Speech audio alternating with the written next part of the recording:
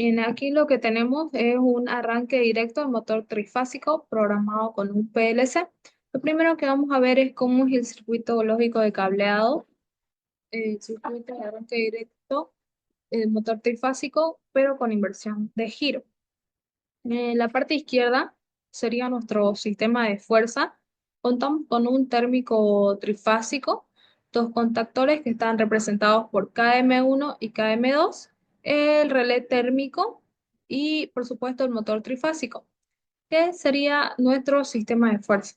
Luego tenemos lo que es el sistema de mando, donde contamos con un auxiliar del relé térmico.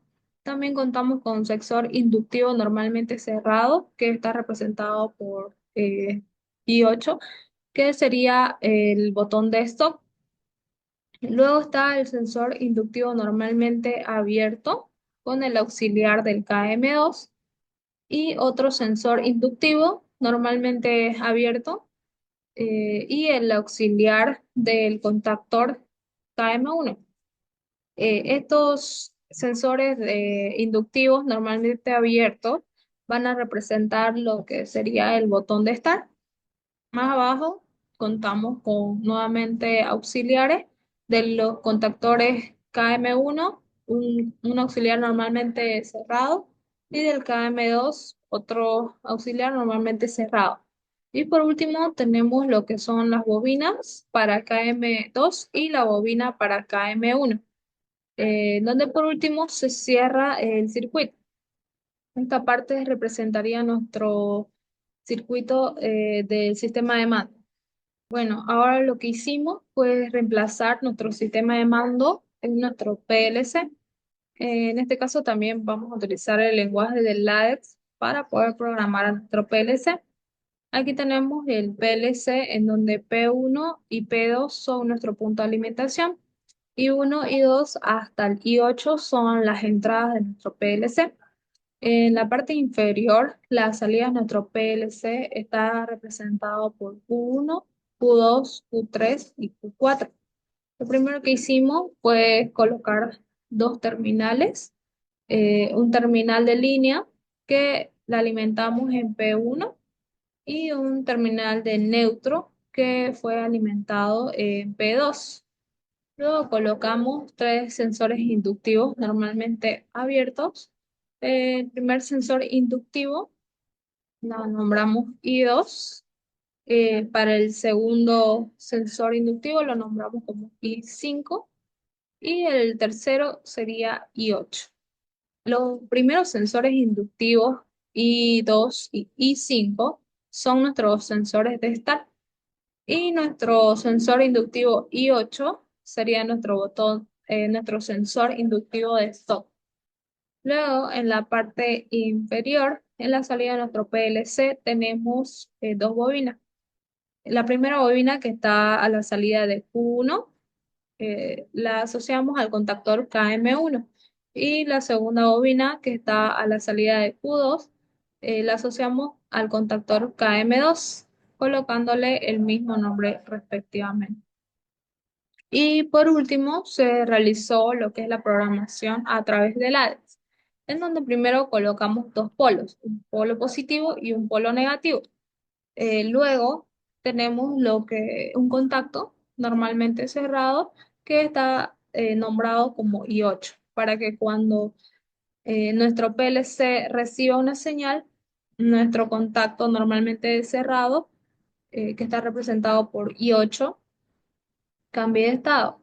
De igual manera, tenemos otro contacto normalmente abierto que está representado por I2. De igual manera que en I8, cuando el PLC reciba una señal, nuestro contacto I2 va a cambiar de estado.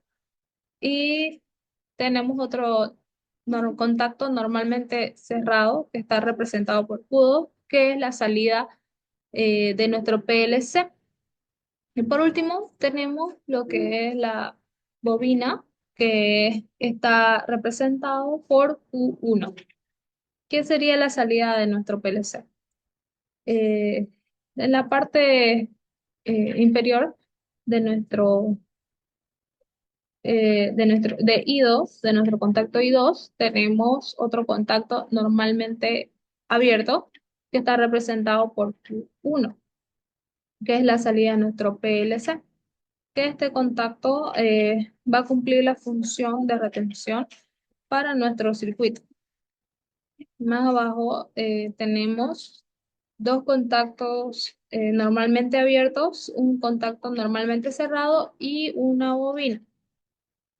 Eh, la bobina que está representado por Q2, el contacto normalmente cerrado por Q1 y el contacto normalmente abierto por Q2 y el contacto normalmente abierto por I5. Aquí tenemos este enclavamiento porque cuando hagamos simular nuestra corriente no se quede estancado en este contacto I2, sino que nuestra corriente pueda circular a través de Q1 y, y luego pueda llegar a Q2 y por último que llegue a la bobina. De igual manera, en la parte inferior, en donde está nuestro contacto I5, cuando vamos a similar nuestra corriente, pase por el contacto normalmente abierto Q2 y circule a nuestro contacto normalmente cerrado Q1 y luego vaya hacia hacia la bobina que sería el Q2. Ahora vamos a simular el circuito. Eh, Vamos a levantar lo que sería el térmico. Vamos a darle al sensor inductivo I2 y vemos cómo nuestro circuito funciona correctamente y nuestro motor está girando de manera horaria. Ahora, si le damos el botón de stop, nuestro circuito se detiene y luego le damos al sensor inductivo I5 y vemos cómo nuestro motor gira en sentido antihorario. Aquí en la parte derecha podemos ver que también nuestro circuito de mando está funcionando debido a que cada uno de nuestros componentes, como tenemos un PLC, lo hemos nombrado de igual manera y entonces es por eso que nuestro sistema de mando funciona a la misma vez que utilizamos nuestro PLC. Ese sería, Eso sería todo.